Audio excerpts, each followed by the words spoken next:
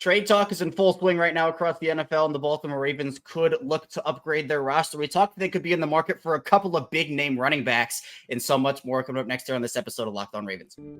You are Locked On Ravens, your daily Baltimore Ravens podcast, part of the Locked On Podcast Network, your team every day.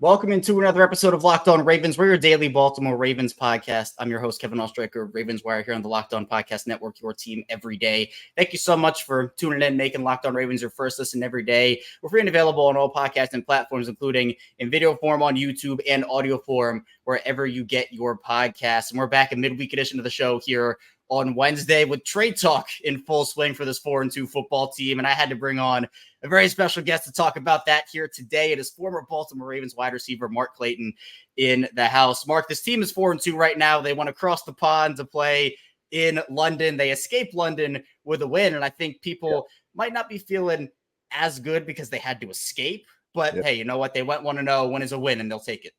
Hey, man, escaping is what we do. You know, and at the end of the day, you know, our goal and our hopes is that we can escape as we get into the playoffs and ultimately a Super Bowl. Right. And I think that's the expectation, especially high ones with Lamar being Lamar this year, playing, I think, some of his best career football. But with that, I think there's always that balance of how can you upgrade the roster without completely selling your future away. Yeah. And part of that, I think we saw the Rams do it a couple of years ago where they literally sold all their draft picks and look, it paid off for them. They won the Super Bowl, but the Ravens don't necessarily operate that way. We know they like their draft picks. They like those first rounders, but they have been linked, at least in some rumors, to a couple of running backs potentially in Saquon Barkley and Derrick Henry. And I'm curious, Mark, just to hear your thoughts, because JK goes down for the season, super unfortunate injury for him, but you still have Gus Edwards. You still have Justice Hill. Saquon and Derrick Henry are two amazing players. Saquon looking for the big deal. Derrick Henry obviously has a lot of miles on him, but still one of the premier running backs in this league. Do you feel like either of those guys would be worth giving up potentially high-level draft capital for to improve their offense and put them next to Lamar to make it a pretty deadly duo in that backfield?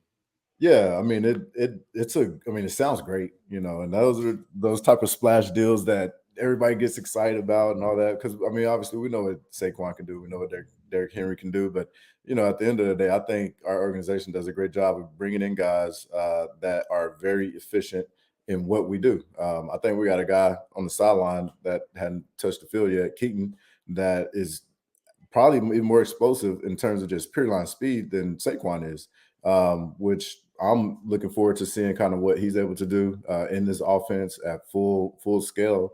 But, you know, to have a Saquon in the backfield, I'm not going to say no, but I would absolutely not be looking to give up too much to have a Saquon. It should be like a Saquon almost excited, you know, about coming to play with the Ravens and would almost take a pay cut to come and play with the Ravens. But I don't think that's likely, but we will see. Yeah, I think we know that the state of the running back position, Mark, around the league right now is not great in terms of the contracts. Obviously, a lot of guys had to settle for franchise tag or slightly above franchise tag 1-year deals.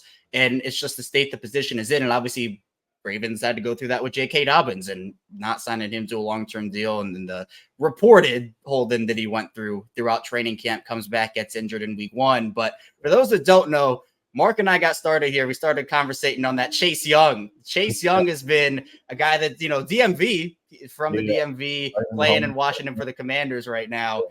And obviously Washington at this point could be, they're in a weird spot. They're 3-3, could be looking to sell, could be looking to buy. If Chase Young becomes available, Mark, obviously there are other options on the edge like a Brian Burns or it's a Danielle Hunter. But the Chase Young story with him being the second overall pick a couple years ago, the potential is still there. You put him in that defensive line with Jadeveon Clowney, who's played incredible football for them. Kyle Van Noy are getting back some pieces here. I think that'd be pretty scary.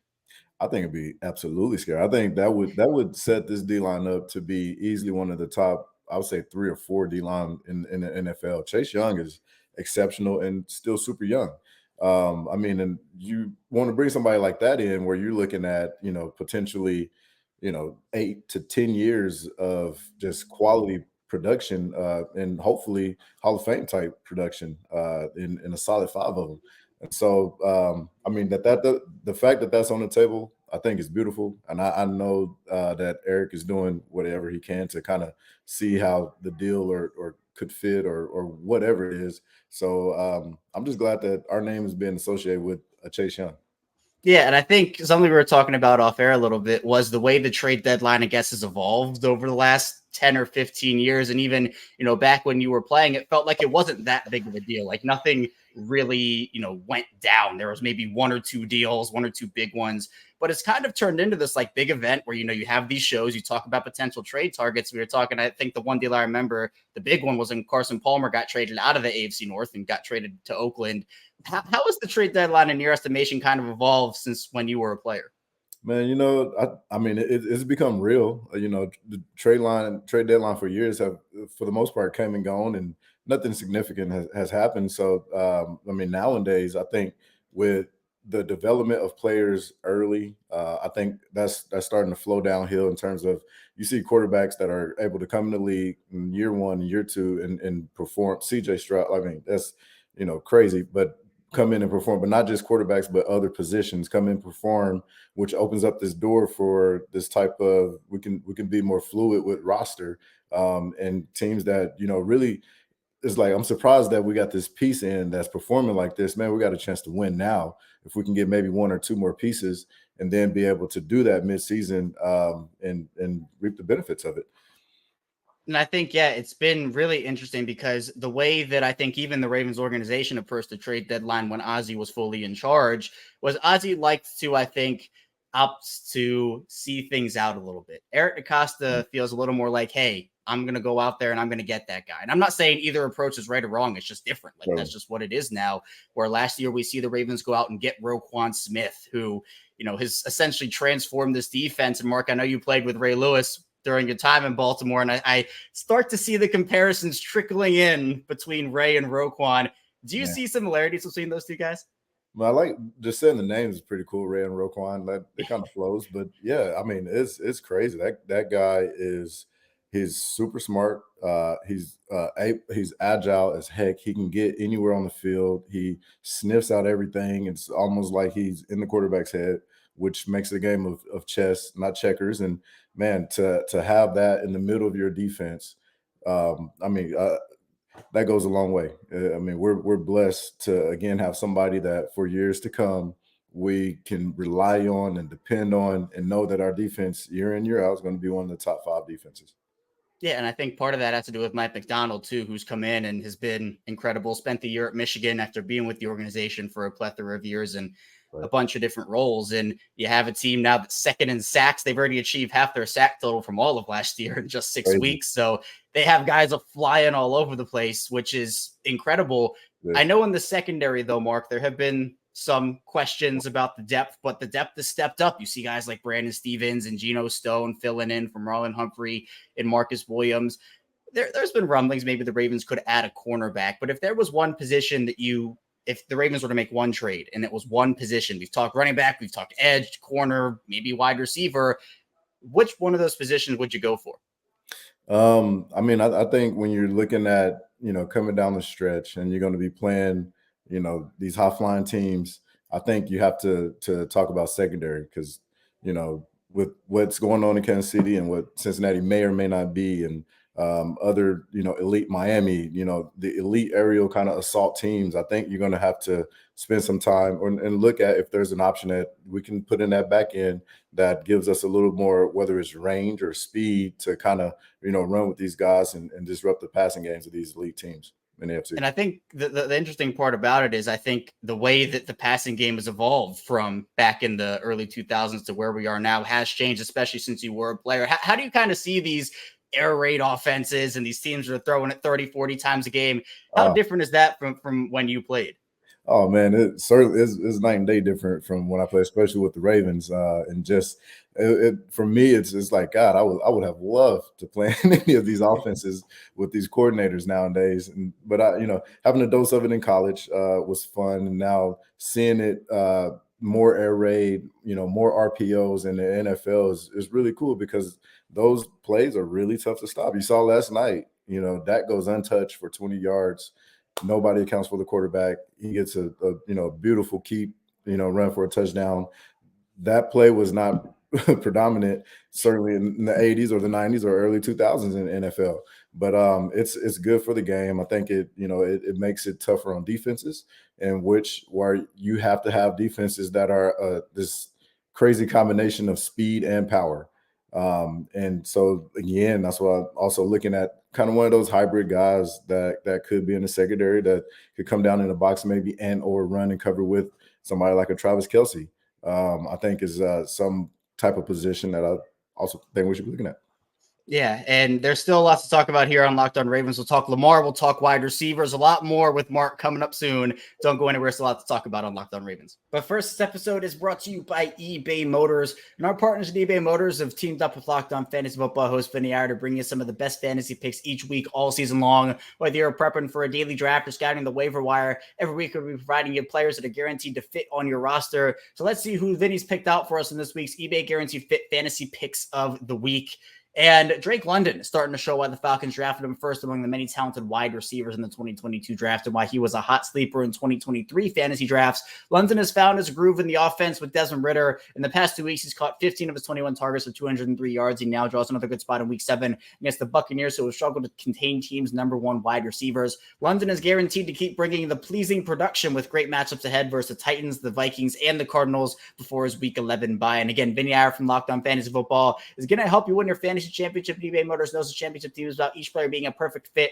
Same with your vehicle. With over 120 million parts for your number 1 ride or die, you can make sure your ride stays running smoothly. Brake kits, LED headlights, roof rack, bumpers, whatever your ride needs, eBay Motors has it. With eBay Guaranteed Fit, it's guaranteed to fit your ride the first time, every time, or your money back. Plus, at these prices, you're burning rubber, not cash. Keep your ride or die alive at ebaymotors.com. eBay Guaranteed Fit, only available to U.S. customers. All items, all exclusions apply. We're back. Our second segment of Locked On Ravens. Kevin Allstriker is still here with Mark Clayton. And Mark, you kind of talked about how you would have loved to play in some of these offenses in today's game. And I have to ask about Lamar and how you feel like you and Lamar would have had chemistry together and you being in that Ravens offense with Lamar. I mean, first of all, what do you think about what Lamar's done over the course of his career? And how much fun do you think it would have been to play with him? Man, I think he's done a tremendous job over his career, obviously with the MVP early, but year in, year out, just proving that he's a winner in the NFL. That is not easy by any stretch.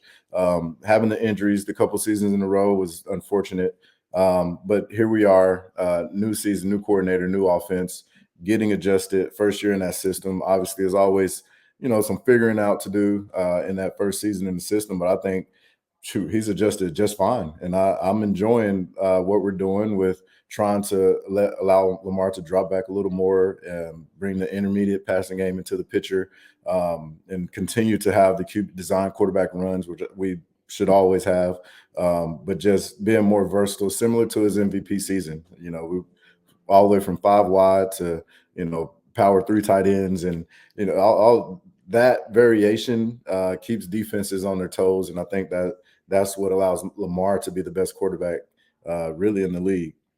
And it's really amazing week in and week out for me, Mark, to watch him and just see how much defenses have to pay attention to him. He commands so much attention, especially because you mentioned the early MVP. It was that edge guy that had to determine on those RPOs. All right, is Lamar taking it? Is it going to be Mark Ingram? Or is he going to drop back to pass? It's just those kind of college things that you think, oh, when is this going to ever get into the NFL? And now it's a staple in the league, which is amazing. But I think another key part to Lamar's development has been, at least this season, the weapons that the Ravens have surrounded him with. Now, you see the Bills go out and get Stephon Diggs for Josh Allen, and the Eagles get A.J. Brown for Jalen Hurts, and the Ravens didn't really do any of that. They drafted Marquise Brown out of, obviously, Oklahoma back in 2019, but they never really had that top 5 wide receiver for Lamar. Not that they essentially do now, Right. but Odell Beckham was a step in the right direction. Signing a veteran, you bring in Zay Flowers in the first round, Nelson Aguilar too, but there's still wide receiver trade talk, Mark. I thought that we'd finally be done with it because they surrounded Lamar with the weapons, but here we are again. We can admit it's kind of been a bit of a slower start than anticipated for Odell with some of the injuries. Rashad Bateman hasn't necessarily bounced back from his injury that he suffered as well. But Rashad is the interesting part of this to me because I feel like some Ravens fans are already ready. You know, if Devontae Adams somehow makes it to Baltimore, Rashad Bateman would have to probably be in that deal. And I see Ravens fans, some of them at least, saying, well, he's never going to live up to his potential. This is his third season. I personally still think there is time for Rashad Bateman being a first-round pick for the Ravens. You know, obviously, there are only a couple of first-round wide receivers for the Ravens, you being one of them, Mark. But what would your message be to Rashad right now, who isn't necessarily performing up to standards, but is looking to jumpstart his career in a fashion that I think many people still believe he can? Man, at the end of the day, it's lock in and put your head down and go to work because ultimately it comes down to performance, and performance comes from practice and all the work that you do before you step on the field Sunday. And so, you know, obviously the performance hasn't been what we've hoped for, what we've expected out of a first round receiver. It hasn't been put together in a consistent way throughout the season. So when it comes to that, man, it's if you're listening to what's being said and all the chatter, let it fuel you, let it fuel the work that you go do in the background and show up on Sunday and put the naysayers to sleep. Like that's all you can do because work is you can't replace it. You can't replace it, but you got to put the work in if you want the results on Sunday. And I know the Ravens and a bunch of NFL organizations are, you just ignore the outside noise. You go put in the work. And I think for Rashad, it hasn't been very smooth for him. He was healthy at Minnesota, hadn't really dealt with injuries, and obviously has had a plethora of them over the course of his career. But Mark, the Ravens took Zay Flowers in the first round. And my bold prediction going into the year was, by the end of the season, Zay will probably be the number one guy. I think by the end of week one, Zay was the number one guy. He's been that good. He's electric. He's shifty. He's speedy. He can absolutely juke defenders out of their shoes. Man. What do you think about what Zay has done so far? Zay's brought a level of explosiveness to this offense at the receiver position that, Hollywood had in a straight line, I would say, but Zay brings it to us underneath, intermediate, and straight line. There's a number of things you could do with that guy, and I'm for, hey, let's introduce some of Tyreek Hill's plays into this offense. Like he literally could do what Tyreek Hill does, and we could use him as such. And so I'm a big fan, and just seeing his transition. And we had the same receiver coach actually.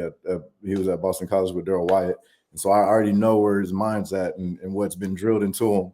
And so I'm, excited to see the product and everything that he's doing, having fun, has a big smile, in doing it because, it's easy for him. Yeah, you can see literally he jukes out a defender and he's smiling the whole, he sees the defender fly past him. He's smiling you see his teeth the whole way through. Yeah. He seems like such a good guy too. Like he loves the game of football. Oh, yeah. And I'm glad he got the first touchdown out of the way. So he has to get his first touchdown in America. He got it abroad. He has to get it in America now. So it's two separate milestones for him. But it's really interesting, Mark, because I think when the Ravens had that 7-drop game against the Steelers, it was a huge talking point. Rightfully so. Based off your playing experience and, you being in a wide receiver room, you being around guys, especially when it wasn't just one guy, it was the whole wide receiver room essentially. Is that just like you get in your head for a game and then you drop everything and move on? Or was there some underlying thing what do you think attributed to that pretty bad catching performance in week 5? That was bad. That was rare. You don't really see it like that. I remember, days in college where in practice, if I dropped, then the guy behind me would drop, and then the guy behind it, like it could get really, it turned to a real virus. And you don't really see that in the NFL, and especially in games. And then with the caliber of guys that we have, that was surprising to see. But ultimately, it's short-term memory. As a professional athlete, you get to that level because you're able to make a mistake and move on. That's okay. Like you're gonna, you're not perfect. We're not perfect. And mistakes are going to happen. It's the guys who are able to take it, have short-term memory, act like it never happened, and move on. Are the guys and the teams that are able to go on and win championships. And a big talking point about that was the rugby ball conversation. I don't know if you caught any of that, but essentially Keith Williams has the Ravens working with rugby balls, and it's nothing new. Like, this has been a thing he's done. He's been there for a couple of years. This isn't like he started it the week of the Pittsburgh game and it contributed to it. What's your take on the whole rugby controversy? I think, at the end of the day, it's unnecessary. I don't know if you want to just being crafty or whatever. I don't know, but I just, at the end of the day, I was always like, man, receiver, we catch the ball. Let's catch the ball. If you're going to work with a ball, work with a smaller ball where you have to focus that much more. But ultimately, the ball, the rugby ball, I can't, see where that comes into play. But if, he wanted to be creative with it, so be it. But, and not like Baltimore has been known for having a top, 2 or 3 or top 5, receiving core in the NFL ever, I don't think. And so I think unnecessary. I think we got good enough receivers, and catching the ball is sufficient. Yeah, and it was really that one game. They haven't really had drop issues in any other contests this year outside of that. So I think that mentality you said, where it's just a virus, it kind of travels through, and then hopefully you just drop it and you're done, because the Ravens did not have any drops against Tennessee after having 7 against Pittsburgh, which was key. But coming up in the final part of the show here, we'll talk with Mark about where Baltimore stands right now and get into his career with the Ravens a little bit as well. So be sure to stay tuned. Plan to talk about on the show. But first, this show is sponsored by BetterHelp. And there have been plenty of times in my life where I knew that something was good for me, but my brain kept getting in the way. For example, sometimes it's really hard for me to fall asleep at night because sometimes your thoughts race, right? It keeps you awake. And if you ever feel like your brain is getting in its own way, if maybe you know what you should do, what's good for you, but you just can't do it, therapy helps you figure out what's holding you back so you can work for yourself instead of against yourself. And there's so many benefits to therapy. There are plenty of broader benefits of therapy as well, such as it's helping for learning positive coping skills, how to set boundaries. It can empower you to become the best version of yourself too. And it isn't just for those who've experienced major trauma. It's for everyone. If you're thinking about starting therapy, give BetterHelp a try. It's entirely online, designed to be convenient, flexible, and suited to your schedule. All you have to do is fill out a brief questionnaire to get matched with a licensed therapist and switch therapists anytime for no additional charge. Make your brain your friend with BetterHelp. Visit BetterHelp.com/lockedon today. Get 10% off your first month. That's BetterHelp, HELP.com/lockedon. We return, rounding out Locked On Ravens with Mark Clayton. I'm Kevin Ostreicher. And Mark, I think with this Ravens team, they're 4-2. Now we could argue they should be 5-1 or they should be 6-0, but unfortunately, they let these teams hang around. They suffered a couple of tough losses here. They've dealt with injuries early. Yep. Where do you think this team stands right now, and what do you think their potential is this season if they can get it fully clicking? Oh man, we're in a great position. To have had the injuries that we've had, to have kind of the turnover bug, the drop bug that we've had, and be sitting at 4-2 and ahead in the division, because that's the goal. Number one, win the division. Let's get in there.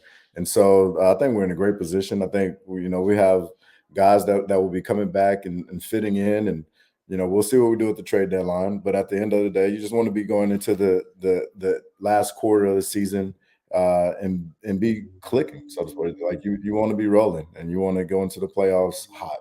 And so if you are spending the first half or middle part of the season where we're still ironing out kinks and hoping to get players back, and just figuring that out, that's okay.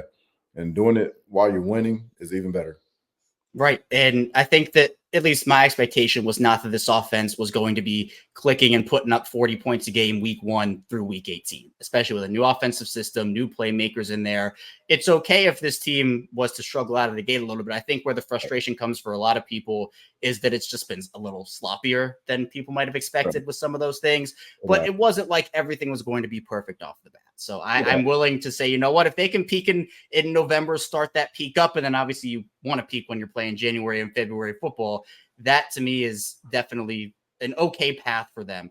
But Mark, I want to get into your career a little bit too, because you get drafted by the Ravens, first round receiver. Can you kind of go through the draft process for you and how you ended up in Baltimore? Yeah, man, it was interesting. I got to college and wasn't even thinking that I was going to go to the NFL. Was just glad to be in college. And as my college years went on, had a really big junior year, and that kind of put me on the map in terms of, man, you could definitely go to the NFL. And senior year did fine, and finally came out, and my agent told me that I had a chance to go in the first round, which was, exciting. And so put the work in the off season and did well at the combine and got to the draft. And, for me, I didn't do much, for I had a get together at the house. And I just remember, the draft started, and, down the line, my agent was like, man, you might have a chance to go in here. And it's right around the 20s. And so, after 21, Jacksonville, I think, was 21, I think. Anyway, I got a call from Ozzy, and I just remember saying, hey, Mark. And I was like, hey. He was like, you ready to be a Raven? I was like, yes, sir. Let's go. He was like, all right, we're about to put it in. Look forward to seeing you. And that was it, man. And hung up the phone, and I got all steamy-eyed and everything. And, look at the TV, and my family saw everything, and we all celebrated and had a good time. Like, it was a blessing. It was a huge blessing. And it was fortunate that we all got to celebrate it and enjoy that moment. And that was it. Man, that's incredible. That's an incredible story. And over the first couple of years of your career, Mark, was there ever a welcome to the NFL moment for you? Was there like a moment in time, something a vet said to you? Do you have a moment that sticks out to you? Man, really, I mean, that first game, my first game was a Monday night game, which was neat.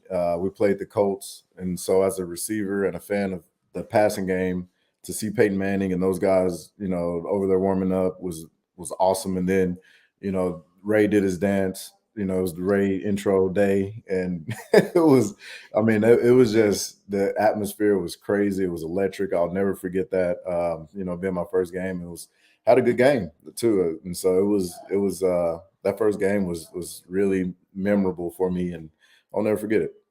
Now, there was one moment, 2008 opening game. There was a lot of quarterback stuff that went on before that game, because Joe Flacco gets the start, but it wasn't really meant to be that way, because Kyle Bowler has the injury, then Troy Smith gets sick, and the Ravens were like, okay, well, here you go. And obviously we know history. Joe never gave that job back. Right. What was that kind of like, and what was it like playing with Joe in general?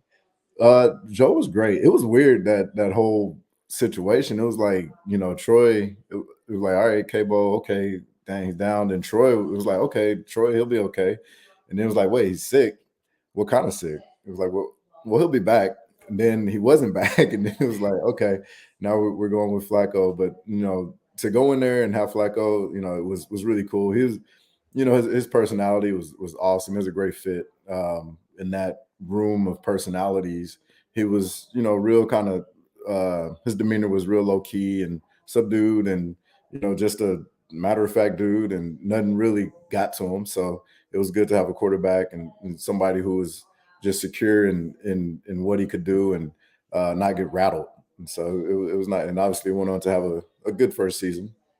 Right. And I know that for you, playing in Baltimore for 5 years and then going to St. Louis for the last 2, how do you look back on your career in Baltimore? You're obviously still involved with the team now in terms of keeping up with them. You have the Ravens hat on right there. I see it. How do you look back on your time with the Ravens and your time in the city? Man, it was the best time I've had in the NFL, period. Like, I grew up, Baltimore. I get there 22. And just the city, the people, the relationships that I still have to this day. We still get back there. That organization, hands down, the best organization from top down. Getting to see the exchange from Art, Modell, rest in peace, to Steve, was really cool. Steve and everybody, just me and my family, was always welcome with open arms. And so was there anybody that was on the team? And so that made a huge impact on me, and not only just as a player, but just off the field too, and how I've, moved and went into business, just taking a lot of the things that was learned and experienced there in Baltimore has been monumental in my life, even to this day. And I'm really curious to hear, just to wrap up quickly, I mentioned Joe, him starting his rookie season off the way he did, but that wasn't the only rookie you had there. John Harbaugh was a rookie head coach. It was his first game. You were under Brian Billick for a couple of years, and then John Harbaugh. There's been a lot of conversation about how John Harbaugh has changed as a coach over the years. He's been there, obviously, for many, many years. What was it like playing under John Harbaugh, and what do you see from him now that's either similar or different from when you were with him? Young John Harbaugh was he was about making a point and letting y'all know that he was the coach. I mean, honestly, like we got into it, I think a couple of times, him and the team, and just kind of some of the ways he wanted to do things, and some of the ways that we had been used to doing things, and him and leadership, just we butted heads, early, but it was for the best. And the beautiful thing about Coach Harbaugh was that at the end of the day, he was going to listen.